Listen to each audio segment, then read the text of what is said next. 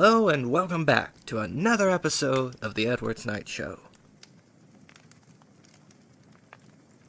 No snarky remark tonight, Skulls? No, you told me to stop. So I did. Oh, I didn't think you'd actually stop. It's rather dull without your comments. Would you like me to continue my comments, then? Maybe. What would you do without me, then, Ed? If I wasn't here commenting on this disaster of a show? Well, I wouldn't have you constantly saying this show's a disaster, when it isn't. We've got sound effects and somewhat better audio than last year, and besides, the last 3 episodes haven't been that bad. They've been terrifying, for me at least. Seriously, we need a different way of summoning these people that aren't just phrases. I couldn't agree more. Anyways, now we move on to tonight's story, which is... Now, let me look here. Here we are. Tonight's story is The Stars of Big Face Marsh. It was cold and dark. That's all I could feel when I stared into the black abyss that made up its eyes. There was a tingling sensation in my feet that slowly rose up in my body like panic trapped inside of me. So we're starting this at the end and not the beginning. Well, I'm sure we'll loop back around to the beginning. You know how some stories are. You gotta go from the ending to the start. I absolutely despise those. I know, hence why people don't really like ours so much. So we tend to go forwards, then we go backwards, yada yada yada. I felt changed. I don't know what he was doing to me, but it freaked me out. My heart started pounding, but that was only part of my body that moved. I couldn't blink. I couldn't even breathe. All I could do was stare into those big black eyes. Those big, beautiful eyes. Is it a woman or man? That's the question. And again, what is with these stories as of this year? I have no idea. Whoever seems to be describing these stories, it certainly has a thing for description. I know, and I don't personally care for it too much. Like a night sky full of breathtaking stars, but these stars were moving, slowly but surely, not just moving, spinning. It was mesmerizing, it was hypnotizing, it was beautiful. He was beautiful. I wanted to thank him for this, these stars. They were the most beautiful thing I'd ever laid my eyes upon. I wanted to praise him. I wanted to worship him. Rule number 1, if anything is ever that beautiful, never worship it. There's always some sort of price that lies on the deviant. Agreed. Nothing ever is that beautiful by default. And then, like a warm embrace, my body was relieved of the coldness, and I gained the ability to move again. He released me and disappeared, but I knew what to do. I must worship him. I must be like him, with the starry night image still in mind. I slowly reached for my pocket knife. I went for my eyes first. Okay, well this is just... What was his name again? Jack. No, not Jack. Jeff, that's the name I'm looking for. Jeff the Killer. Touche, this is like him, in some ways. Just a lot more devil worship than insane childhood. They'd already seen the best thing they'd ever see, so why bother with all the inferior sights? I don't need them anymore. The beautiful vision would forever be in my memories anyways. With the stars still in my mind, I brought my knife to my eyes, first the left, then the right, forever blinding myself from my unworthy surroundings. There I could finally see my stars. Nothing but stars. With a pleased smile, I sat down and brought the knife to my legs, slowly peeling both sides of the skin and flesh away, leaving nothing but the bone. It took ages, but I knew it would be worth it. I would be beautiful. Beautiful like him. Beautiful like Big Face. If you like something, you shouldn't have to kill yourself for it. And furthermore, if you actually want to appease some demonic presence, don't kill yourself for it. Just accept it as being there. Don't ever kill yourself for it. Oh, good, we're going back to the beginning. Oh, this is going to be a wonderful story. Agreed. Chicken, Dan taunted. It's just a forest. A forest. Forest. Well, I mean, they are in a forest, so forest and ferrets may not be that, uncalled for. A forest where people go missing, Brick grunted in return. Normally, he'd be up for a cramping? Cramping. Well, judging by his previous statement, I wouldn't be opposed to saying that cramping would be the least of his concerns. Yeah, blindness more or less goes to that main one. Normally, he'd be up for camping trips, but recently the walls in the city had been decorated with pictures of people who'd gone missing. You don't know if the forest is where people go missing, Dan added.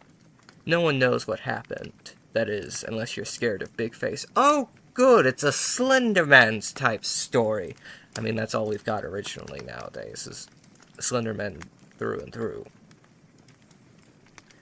Brick shoved Dan hard. You know I'm not superstitious, he yelled at him, but Dan only laughed. Oh, he's real, he taunted. I've seen him myself. Brick glared at him. You're lying. You wouldn't be alive if you'd seen him, he shouted. Well, clearly he is, judging by our previous statement, which, again, kind of ruins the ending. It's how the writer writes. Let them write. I mean, we're here and we've been written into existence. Touché.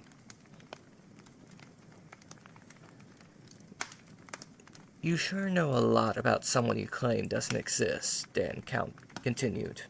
You sure it's not because you're chicken? I'm not chicken, Brick yelled again. Dan smirked. Then prove it. Fine. We'll go on your stupid camping trip, Brick answered, trying his hardest not to stutter. Like you just did. Shush. Deal. I'll see you on Saturday, 3 p.m. in front of the forest, Dan instructed. Deal. I'll see you. Brick agreed, and the two boys parted ways. Walking home, Brick felt terrified already, but he didn't want to be a chicken. It was just stupid superstition, after all. Most towns had their own tales, right? Well, seeing as we used to know somebody that had a Mothman, or something to that degree. Great, I wonder how that town is. It's been a long time since we've been there. I know, approximately about 10 years, if I remember correctly. Somewhere in there. Good town. Good creatures. We'll have to interview the Mothman again at some point with actual recording software, won't we? Probably. That's for a later story. Agreed. Brick laughed to himself, feeling a tad bit braver. Surely none of them sounded as silly as Big Face. For a while, Brick started to wonder why he'd even be scared in the first place. He snorted. A massive floating head. Surely whoever came up with that tale must have been drunk. Yeah, that's what everybody says till they see it. I know. And then you're dead. What would a floating head even do? Headbutt you to death? Brick laughed. No, Big Face was definitely just a myth. A silly myth indeed. When Brick came home, he threw himself on the sofa and turned on his PlayStation. He knew his mother wouldn't be against it, but what she doesn't know won't hurt her. He played for what seemed like hours until he suddenly heard the car pull up. Shit, he thought to himself and quickly turned everything off, running upstairs. And only just made it up before he heard the front door unlocked. He pulled the first book he could reach out from his bag and turned to a random page, pretending to be deep into homework. Because that always works with a parent. It didn't work with mine, but we're not here counting me. We're counting on dumb, idiotic parents in a story. After a few minutes, he heard a knock on his door and looked up to see his mother peeking into his room. They started some small talk about Brick's day at school, and eventually Brick asked his mom if he could spend the night at Dan's place on Saturday. His mother smiled at him. Pleased, he was finally getting along with somebody. Sure, honey, she replied. You want to ride there? Brick rejected her offer, knowing he couldn't tell her where he was really going. He deemed it better to go on bike. He knew Dan would bring a tent. Dan's parents were never home to notice what Dan was doing anyways. Brick sighed, wishing he was as lucky as Dan. Brick would be 12 in a few months, but his mother insisted on treating him as if he was 7. And surely she never let him stay at the night in the forest, but she didn't need to know that's where he was going. "Thanks for letting me go, Mom," Brick murmured, returning to his pretend homework. His mother smiled and returned before heading downstairs to cook dinner. Brick sighed with relief, though a part of him wished she wouldn't have agreed for him to stay over at the sleepover. That is not how the sentence went. I don't know why I decided to add a whole bunch of extra words. Because it's you, Ed, and when don't you add a whole bunch of extra words into anything? Touché. The confidence from earlier was gone. He was definitely terrified again. That night, Rick barely slept. Whenever he closed his eyes, he'd see a floating face grinning at him. One of those nightmares was him rushing through the forest with a massive face chasing him, its horrifying laughter echoing in the woods. Rick's eyes flew open and breathed heavily for a while. Eventually, he rolled onto his side, attempting to fall asleep again, and there, on his extra pillow, lay the big mass, grinning at him. Rick was up in an instant, drenched in sweat and breathing heavily. He looked around frantically to ensure he was awake for real this time. After rubbing his eyes for what seemed like minutes, he finally checked his alarm. Still 3 hours of sleep left. Rick sighed, wishing this terrible night would just end. You know, you could just say no. If there's anything we've learned from that gypsy story, it's to say no. It's to be brave and do what you want. The nightmare continued playing out for the rest of the night, and Brick was still terrified when his alarm rang. However, he didn't want to go back to sleep, though he definitely wanted to stay at home. He couldn't have Dan calling him a chicken in front of everyone at school, so he got out of bed and started getting ready. What is people's fascination with not being called chicken? I swear, there are worse things in life than being called chicken. Death, taxes, anything else you can think of? Yeah, everything else in life, basically. Brick barely had any breakfast and made sure to hide the food he threw out, in the garbage, so his mom wouldn't notice. He spent the rest of his time packing his bag before he yelled goodbye to his mother and ventured out on his bike. Brick's heart was pounding as he cycled, and knew it wasn't from exhaustion. Judging by the slow tempo he kept all the way there, Brick kept telling himself to relax and calm down. The big face wasn't real. He and Dan would be just fine. Well, that's what a whole bunch of people said about Slendy when they went up to go see him in his forest, and then, never came back down. Yeah. Speaking of which, how are they? No idea. Haven't found any more missing posts or photos. Yeesh. The only thing that they find there would be trees and animals, Brick thought. The normal animals. Big floating heads weren't real, and Brick and Dan would prove that. Brick would never let Dan know he was scared. Puffing out his chest a bit, he finally pulled up to the forest where Dan was waiting for him.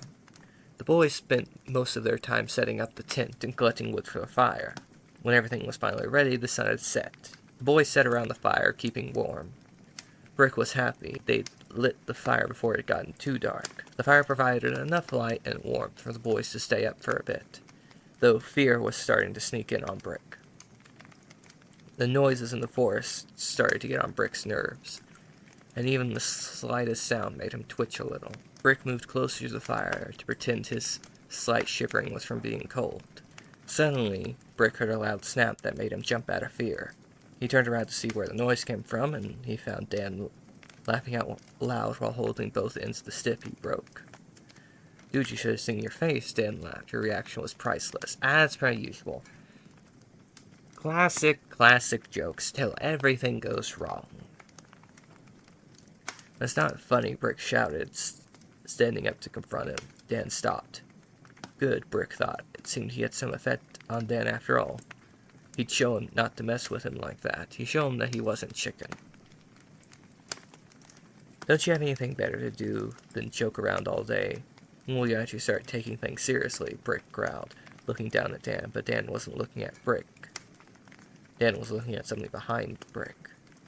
What, cat got your tongue? Brick continued angrily, but Dan only pointed to something behind Brick. Yeah, I'm not falling for your tricks. It wasn't until Dan's eye got wide with fear and his pointing more desperately that Brick finally turned around. And there, a few yards away, Brick saw something moving. It had a human-like silhouette, but there was something off about it. The way it moved.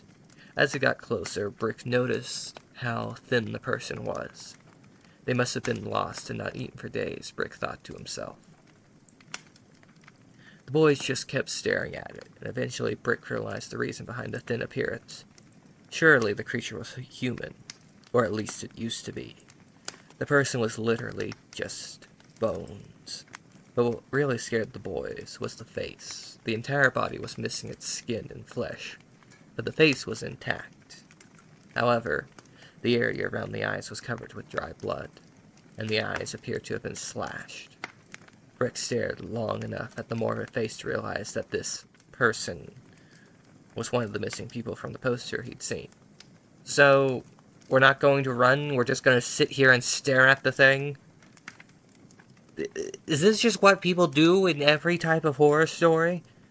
Only in old 80s horror stories do people not run. Nowadays people would run, or at least I would hope that people would run. Feeling sick and terrified, he turned to Dan so they could run. Oh, there it is. At least somebody has some common sense. But Dan was being held by another walking skeleton. Its face just as terrifying as the first one. Another missing person. Brick assumed. He took another step back in fear, and started to look around for means of escape. But whenever he looked, he only saw more and more skeletons appearing. Brick didn't know what to do. He couldn't leave Dan, and he couldn't spot any way out. Eventually, he saw something else coming from between the trees. Something bigger. Brick froze in place, completely unable to move. Now both he and Dan were first. What is with first? Well, he was first forced to look at these things, so, it's not out of the question, but it is forced. I know it's forced. We're forced to look at the creature emerging from the forest. Bricks started to feel a tingling sensation rising up from his feet, and he soon realized the creature was little more than a face. Big face, he thought to himself, and despite the rising panic, Brick and Dan remained rooted in place as Big Face floated closer. At the same time, the walking skeletons began gathering behind the boys, also staring at Big Face. It wasn't until the enormous, bulbous head of the creature was before the boys that Brick noticed its eyes. Its big black eyes, its big, beautiful black eyes full of stars, yada yada yada.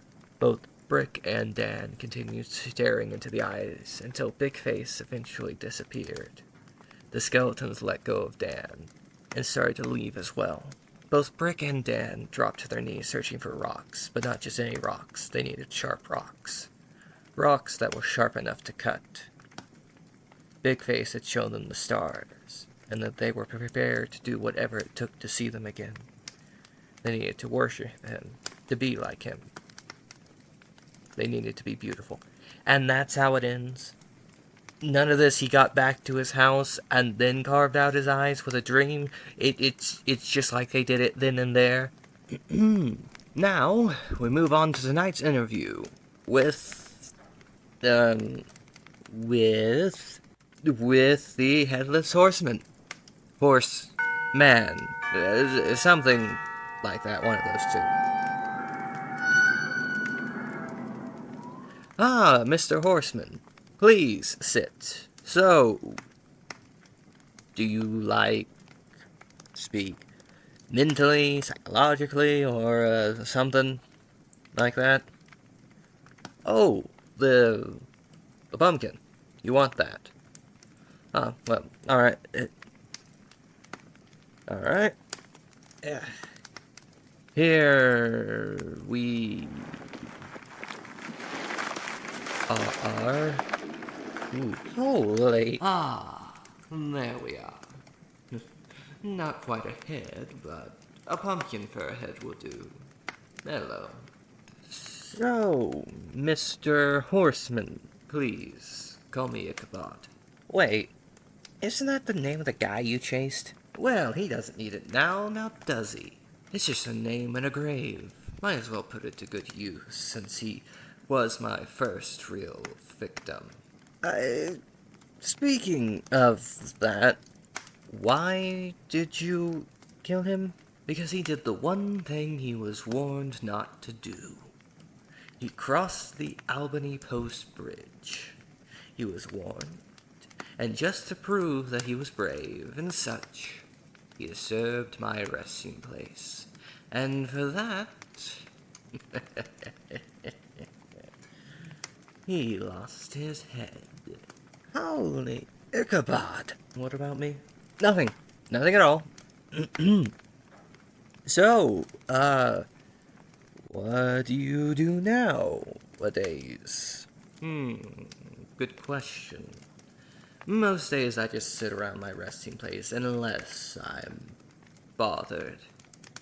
Well, I guess the only exception is Halloween. What about Halloween? Well, let's just say, on Halloween, if you hear galloping hooves, run if you value your head.